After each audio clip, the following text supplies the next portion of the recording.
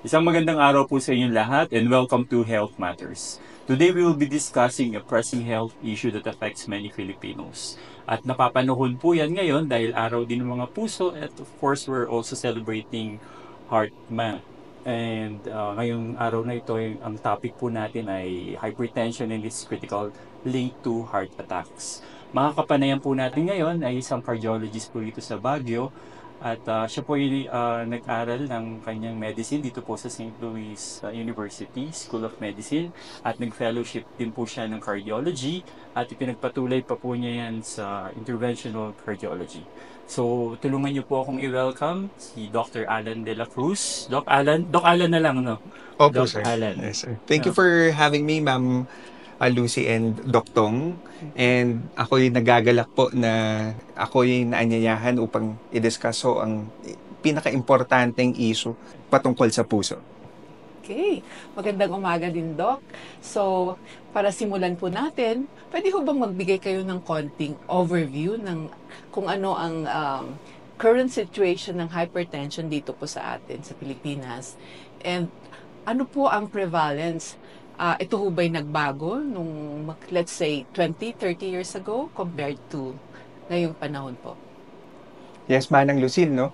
Ang hypertension ay isa sa significant na public health concern sa Pilipinas, no? Hindi lang dito, actually sa buong mundo, no? May pag-aaral ang Philippine Heart Association, yung Presyon 4. It was actually published in 2021. Kung titignan natin from 1990 up to the present, there's a continuously increasing trend of the prevalence of hypertension. Kung ikukumpara natin, last 1990, it was at 22%, and 2023, it was 25%. But now, if you see our present statistics, last 2021, ito ay umaabot na ng 37% ang merong hypertension.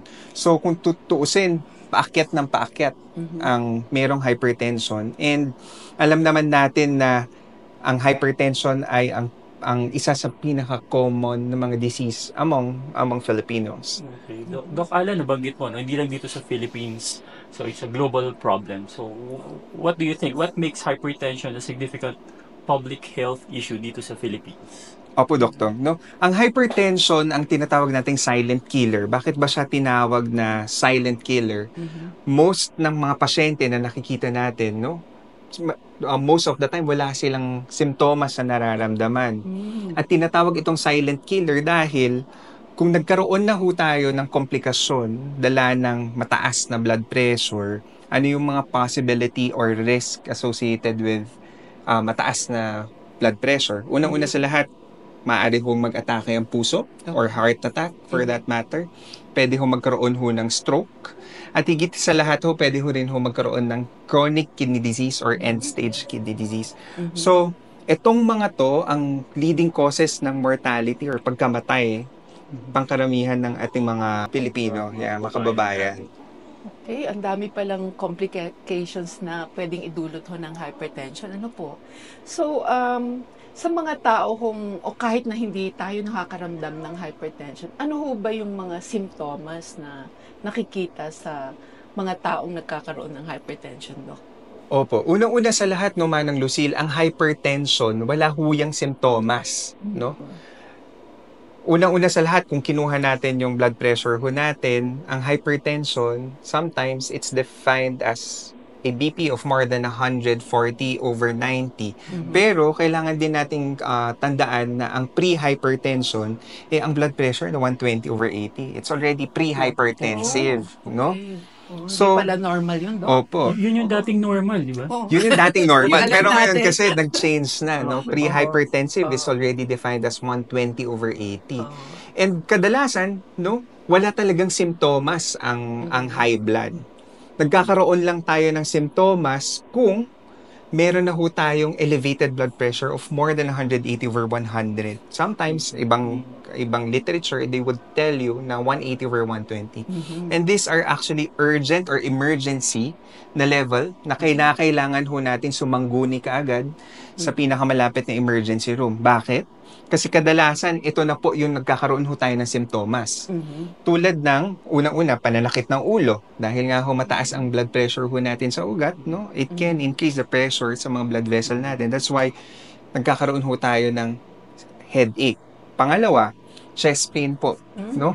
Because, alam ho natin na ang muscle ho ng puso, pag umakyat ho ang blood pressure, it will be continuously strained. That's why some of our patients will feel, yun po, paninikip ng dibdib. Yung iba ho nating mga kababayan, nakakaranas ho sila ng pagkahilo, or minsan ho, nahihirapan hong huminga. Yung iba, nagkakaroon din naman ho ng nose bleeding, no? At yung iba, nanlalabong paningin. So, kailangan ho yung mga ganitong mga simptomas, these are actually alarm symptoms na kinakailangan ho ng agarang lunas. Napakarami po palang Doc, do these symptoms come sabay-sabay ba or pwedeng isa lang? Pwede pong Oo. isa lang, no? Kasi karamihan ho ng ating mga simptomas ho na nararamdaman kung mataas ho ang blood pressure ho natin, no? Hindi ho lahat ng yon mararanasan ng isang pasyente na mayroong ho mataas ang blood pressure. Kadalasan, no, yung iba, isa lang ang mararamdaman nila, no? Na nahihilo, sumasakit ang ulo. Kaya pag dumarating ho sila kagad sa emergency department, pag tinignan mo ang blood pressure, masyado ho mataas. Kaya po, importante na ma-monitor ang blood pressure. Hindi lang ho sa clinic ho dapat kinukuha ang blood pressure. Kinakailangan din ho nating i-monitor yun sa bahay. Kaya most often, no, home monitoring of blood pressure is also important. Unang-una sa lahat, para ho sa early detection ng hypertension, at pangalawa, para ho mabigyan ng maintenance medication ang ating mga kababayan. Ayan po narinig nyo. Ang mga early symptom, ay wala palang early symptoms yan, kagaya ng ibang sakit. Kaya ako nga walang pang-monitor sa bahay. Mukhang, kasi may edad na rin tayo, Doc kaya mukhang kailangan na rin magkaroon ng pang-monitor na gamit para sa blood pressure po. Tama yun, Ma'am Lucy. So, dapat, minsan sa atin meron yung sphygmomanometer. Yung Yes, sir. may tumataas pang mercury ba yun? Opo. At ngayon meron din yung mga debaterya na pwede naman na sa bahay. Siguro, very important na meron na rin tayong ganun sa bahay. Nabanggit ni Doc Alan na napakahalaga ng monitoring, especially sa hypertension. Ngayon, sa mga nabanggit kanina ni Doc Alan, parang medyo alarming na lahat, mga simptomas. Sino ba, Doc Alan, ang mga high risk na mga pwedeng magkaroon ng ganitong sakit? Opo, Doktor, no? Actually, ang tinatawag nating risk factors no ng pagkakaroon ng hypertension, unang-unang ho sa lahat, syempre, edad. Alam naman ho natin na merong normal wear and tear ang ugat natin, no? Tumitigas ho yan over time as we age. So that's why sometimes yung tinatawag nating compliance ng ugat ng mga ugat ho natin, usually blood pressure increases with age, no? And most often, pag umabot tayo ng 72% of those population, umaakyat talaga ang blood pressure. Pangalawa, timbang. So sa mga obese na pasyente ho natin or obese na mga individual, no? Tumataas ang blood pressure to 9% to 15% kung tumataas din ang ating weight. Okay, so kailangan talagang i-maintain ang normal body weight para hindi din ho umakyat ang ating blood pressure. Pangatlo, diabetes. Ang diabetes ho kasi ang isa sa mga dahilan kung bakit naninigas or nagkakaroon ng atherosclerosis ang ating mga ugat. Kaya ho, it's contributory, no? Poor blood sugar control. And pang-apat ho, syempre sedentary lifestyle. Kung wala ho tayong active na physical activity like a regular form of exercise, no? Makakadulot ho ito ng pag-akyat ho ng blood pressure kung wala ho tayong active lifestyle. At ang mga vices o bisyo like paninigarilyo, no? Alcohol consumption. So ito po ay nagdudulot ng pag-akyat ng blood pressure kung meron po tayong mga ganitong kondisyon. Doc, may binabanggit din pong comorbidities. Opo. Actually, hindi ko masyadong naintindihan po yung comorbidities na Opo. yan, ano po. Pero Opo. binabanggit na may mga associated na sa hypertension din po. Opo. Doc, pwedeng pakipaliwanag Opo. po yun? Unang-una ho sa lahat, no, ang high blood po kasi hindi lang po siya nag-iisang sakit. Maaari ho kasi siyang magdulot ng end organ damage. Ibig sabihin, kasi ho sa ugat ho to. So alam ho naman natin ng organs ho natin sa katawan, it's a very all of our organs are vascular. Very vascular, no? Tulad ho ng sa kidneys, etc. Pero may mga sakit ho kasi na nakakaapekto din sa pagtaas ng blood pressure. Tulad na nabanggit ko po kanina, diabetes is one of them. Bakit?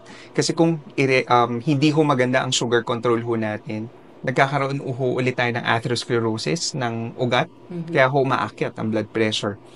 Now, if we have also kidney problem, kidney disease, ang primary regulator or one of the primary regulators na organ para sa pagkontrol ng blood pressure ay ang kidney. So kung sira ang kidney ho natin, masisira din ang control ng blood pressure. And pangkaraniwan ho yan sa mga pasyente natin na merong chronic kidney disease, mataas ho talaga ang blood pressure ho nila. Nakikita din ito sa mga patient na nagda-dialysis. No? Pangatlo, since tawag ho natin is problema sa ugat ng puso, of course, also patients na mayroong bara sa ugat ng puso. At higit sa lahat, yung mga meron ng heart failure na simptomas. No? These are actually comorbid conditions na maaaring makaapekto sa hypertension at nakakadagdag din ho tayo, nakakaapekto din ho yun sa pag-manage ng hypertension. So yung iba, syempre, kailangan dagdagan ang gamot pang high blood. Okay. No? Thank you, Doc Alan, sa mga ganyang information. No? Very alarming yung mga ganyan, lalo na yung nabanggit yung comorbidities, diabetes, etc. So maraming pwedeng causes yan. Ano? So dapat medyo higher yung level ng natin, awareness. So sa tingin mo, Doc Alan, ano yung mga dapat malaman ng publiko, yung level of public awareness para naman mabawasan siguro itong hypertension tsaka yung risk dito sa ating bansa? Doktong, actually, kung tutuusin ko konti ang public awareness patungkol sa ganitong klase ng sakit, no? Kaya ang Philippine Heart Association ay nagkaroon din ng programa upang magbigay kaalaman publicly na magbigay din ng health-related na teaching sa ating mga kababayan, no? So, itong campaign ho na to, yung tinatawag ho naming PHA, Puso Muna. It's actually an acronym to mitigate po ang pagkontrol ng BP, pagkontrol ho ng timbang, at higit sa lahat ho, pag-alaga sa puso. So, importante po ito upang magkaroon ho ng knowledge ang general public with regards to their own heart health. Okay, so itong mga ganitong educational initiatives, part ito ng grupo ng mga cardiologists sa Philippines. So aside from, may mga ibang programa? Opo, sir. Aside from, syempre, nabanggit mo na kanina, Doktong, na buwan ng mga puso, no? Heart Month. And it's also the Heart Failure Awareness Month, itong buwan na to.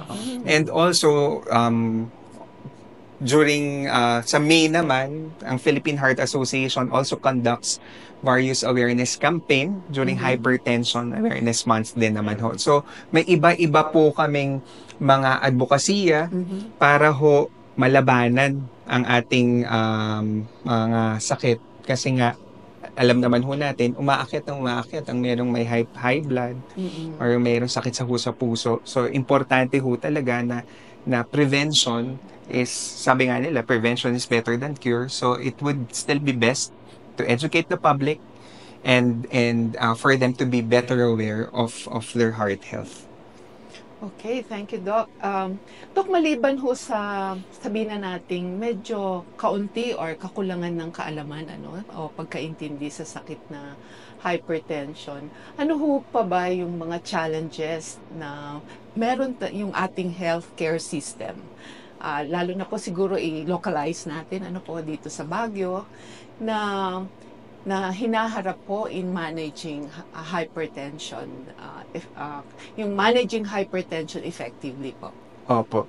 Well, kung tutuusin, 'di ba, ang healthcare system naman ho natin, meron ho talaga tayong disparity when it comes to the access to the healthcare, no?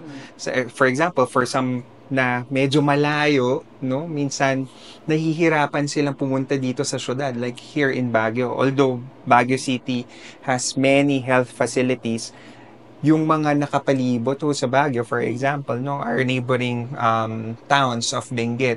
So, maaari hong nahihirapan na pumunta ho ng Baguio upang magpakonsulta. So, that's one. No? Pangalawa, syempre, hindi ho afford ng ibang mga kababayan ho natin ang regular ho na check-up. So, alam ho naman ho natin na ang regular check-up, additional na naman ho na babayarin para sa mga pasyente. And pangatlo is nagkakaroon ho tayo ng gap in terms of pag-treat sa high blood. Kasi nga ho, pagdating ho sa ibang mga lugar, ito lang yung mga available na mga gamot. And kinakailangan, most of our hypertensive patients, hindi lang ho isa na gamot ang kailangan ho nila. Usually, we place them on 2 medications, etc. So, yung inconsistent treatment protocol, yung disparity among the access, I think, yun po ay nakakadagdag sa problema ho natin. Okay. So, nabanggit mo na rin, Doc Alan. So, yung mga treatment challenges na yan. So, paano natin gagamutin itong mga ganitong mga klaseng sakit? Yes po, Doctor. So, unang-unang ho sa lahat, kinakailangan ho ng isang patient na merong hong hypertension ang magkaroon ho ng gamot as maintenance. So, ibig sabihin ho na maintenance, hindi ho kailangang itigil. Kasi karamihan ho ng mga pasyente ho natin, tinitigil ho agad nila kung alam nilang na-control na yung BP. Oo. So, pag sabi po natin may high blood po kayo at na-diagnose kayo na hypertension, kailangan nyo ho ng mga gamot para ho makontrol po ito. No? Unang-una sa lahat, yung mga ACE inhibitors or ARBs tulad ho ng mga losartan, mga sartan na mga gamot. Calcium channel blocker, ang familiar ho tayo niyan, amlodipine, no? And even pampaihi, no? Some would even give them pang-control ho ng heart rate para ho hindi ho tumaas ang blood pressure tulad ng metoprolol. But again, pinaka-importante pa rin ho sa lahat is actually hindi lang ho yung gamot, kundi pati ho lifestyle. So, kailangan ho, bawasan ho natin ang pagkain ho ng mga matataba. Dapat ho meron ho tayong regular na ehersisyo. No? Ang recommended usually nasa 60 minutes to 150 minutes. Either moderate or high intensity na exercise. Kaya po, importante ho ito. At saka higit sa lahat, syempre, pag-iwas sa paninigarilyo, no? Alcohol or alcohol consumption. So, these are very important lifestyle modification for patients na meron hong mataas na blood pressure. Dok, malimit to, kinoconnect nga po itong hypertension na to sa heart attack, ano po. So, ano ho, paki-explica naman po yung, kunyari, uncontrolled hypertension, ano ho ba yung contribution niya sa mga heart attacks po at saka ibang cardiovascular o mga sakit na patungkol sa ating dugo o sa ating puso. Opo. Kasi po ang uncontrolled po na hypertension, na high blood, ang nangyayari po dyan, nagkakaroon ho ng damage sa arterial wall ho natin. So, kumakapal ho yung lining ho nun hanggang sa aabot ho na masyado na hong masikip ang daluyan ng dugo, no, sa ating mga ugat. So kung masyado na hong masikip ang daluyan ho ng dugo sa ating ugat, doon na ho tayo nagkakaroon ho ng simptomas ng paninikip ng dibdib, no, mabilis hingalin, hapuin, and some patients nagpapalpitate ho sila. So kinakailangan ho natin na ma-maintain ang blood flow o ng ugat ho natin sa puso. So, ang pinakamainam pa rin ho dyan is i-control ang blood pressure para ho hindi ho mag-progress ng paninikip ng ugat ang ating mga puso at maaari ho magdulot ho ito ng atake sa puso. So, ang atake ho sa puso, yun ho ay kakulangan ng blood supply, sariling blood supply ng heart muscles ho natin. Or yung iba naman ho, nagkakaroon ho sila ng abrupt na nawawala ng blood supply ng ugat sa puso. So ano ho ba yung malimit yung simptomas po? Na atake po ng ng atake puso. po ng puso. Okay po. Kalimitan ho, ang ating mga pasyente na nakikita na meron hong atake sa puso, yun ho yung nagkakaroon ho sila ng pagbigat ho sa dibdib. So yun po tinatawag nating chest pain, no? Yung iba ho nating mga pasyente, nagkakaroon ho sila ng referred pain. Ano po ang referred pain? Yung po yung nagkakaroon ho sila ng pain, hindi lang ho sa chest, maaari ho dito ho sa kamay, sa likod, or even sa jaw area.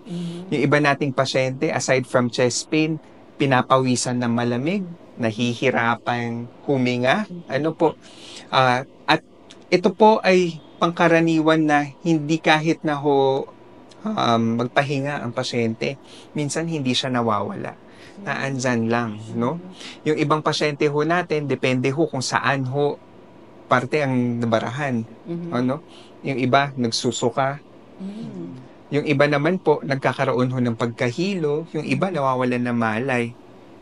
Pero, sa ibang mga pasyente ho, tulad ng babae, may diabetes, matanda, minsan hindi ho sila nakakaranas ng mga typical na simptomas ng heart attack.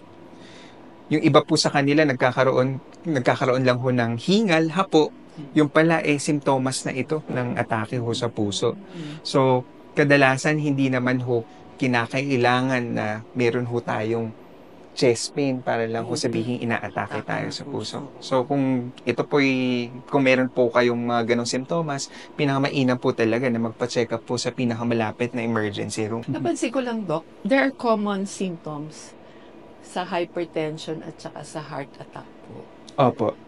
Sa non-doctors, non-medical people, parang they would feel like the same symptoms po. Pero sa diagnosis nyo na lang po sila. Opo, na nagkakaiba. Pero yung Opo. symptomas po minsan, pag mataas po ang blood pressure, sometimes, sabi ko nga po kanina, pag mataas po ang BP, maaari ho sila mag-chest pain. Maaari din po yun, no? Baka dala po ng mataas na blood pressure, kaya ho sila chest pain, or it can be the other way around, dala ho ng atake ho sa puso, kaya bakit din ho umaakit ang blood pressure? Or sometimes, kung atake naman ho sa puso, pwede hong bumagsak ang blood pressure. Nabanggit mo, Doc, Alan, yung mga simptomas na pwede maramdaman tulad ng chest pains or kung nagbo-monitor sila ng blood pressure tapos laging mataas, saan kaya sila pwedeng magpa-check up or saan sila pwedeng pumunta? Una-una ho sa lahat, dapat ho malaman ho natin kung meron pa silang, kung mataas ang blood pressure, more than 170, 180, kailangan sa pinakamalapit na emergency room na department para ho ma-assess ho kayo agaran ng doktor. Pero kung kaya pa naman, no? Kung 150 or less with no symptoms, kung dala naman kung chest pain, walang hingal hapo, pwede maaari hong pumunta sa pinakamalapit ho na clinic na accessible po sa inyo, no? Pero kung kayo'y nakaranas ho ng atake ho sa puso, meron naman ho tayong mga facilities, especially dito sa Baguio, that can cater to appropriately to your needs, no? Lahat naman ho ng hospital ho dito, tertiary hospital, and we developed a referral system na kung saan kung kinakailangan hong mabuksan ang ugat ho ng puso ng isang pasyente, meron ho tayong mga tinatawag ho na cath lab, cardiac catheter laboratory. Dalawa ho ang dito ho sa Baguio, meron ho tayong dalawa, and fortunate enough, meron ho tayong isa ho dito sa Baguio General Hospital, may isa din ho sa isang private institution, Notre Dame. So, importante ho na malaman ho natin kung kinakailangan hong gawin at maagarang buksan ang ugat ho ng puso, yung hong pinakamainam kung tayo ay inaatake ho sa puso. Okay. Marami na tayong masyadong discussion sa symptoms. Opo, sir. Pati ako parang nag-chest pains. Anyway, para malaman natin, no? Sa tingin mo, Doc Alan, ano yung mga future trends na nakikita natin para ma-manage naman itong hypertension? Siguro mababawasan naman siguro yan soon. Hopefully, sir. No? Hopefully, yeah. So, ngayon po, ang ina-anticipate ho natin na sana ho magkaroon tayo ng mas magandang public health initiative in terms of syempre sa awareness and education ng ating mga kababayan. Tulad ho ng ganitong platform, no? At pagkakaroon ho ng blood pressure monitoring sa mga bahay. So hopefully sana lahat ng household dito sa Pilipinas magkaroon ho ng blood pressure monitor at ang bawat individual na nasa loob ng bahay marunong kumuha ng blood pressure. Kasi yun naman po yung pinaka mainam gawin, mag-monitor ng blood pressure. Kung mataas ang blood pressure, magpa-check up, magpa-konsulta po agad para ho maiwasan natin ang mga atake sa puso, even stroke, or even kidney disease. Okay. So, Doc, having said that, medyo marami pong napag-usapan natin ngayon, Doc, ha? Ano hong masasabi ho ninyo regarding prevention and early detection management of hypertension and its complications? Ano hong mensahe po natin sa ating mga tagapakinig at tagapanood? So sa lahat po ng ating mga kababayan at tagapakinig ng Baguio Chronicles, inaanyayahan ko po kayo na magpa-check up regularly, i-monitor po ang inyong mga blood pressure sa bahay, at syempre, magkaroon ho kayo ng active na lifestyle o ehersisyo at pag-iwas sa paninigarilyo at alcohol, no? At kung kayo naman po ay diagnosed na meron po kayong high blood, importante din po na tinitake nyo regularly inyong mga gamot. At kung meron ho kayong mga komplikasyon na tulad na nabanggit kanina, hindi lang ho sa hingal, hapo, or pananakit ng dibdib, mas maari po kayong kumonsulta agad sa pinaka malapit nyong doktor. Okay, maraming salamat po sa inyo, Doc Alan. Marami akong natutunan ngayon. Lalo akong na-alarm sa mga nabanggit ninyo. Thank you, Doc Tong. Thank you, Ma'am Lucy. No, in behalf of Philippine Heart Association, Baguio Benguet Chapter, I would like to personally thank Doc Tong, Ma'am Lucy, for having me, and for having me discuss hypertension and even its cardiovascular effect. Maraming salamat po. Maraming salamat din po sa ating mga viewers for joining us today. Alalahanin po natin na ang pag-manage or managing our health is very vital. Dapat tayo'y informed and proactive sa ating kalusugan. So until next time, kita-kits ulit po tayo sa susunod na Sabado.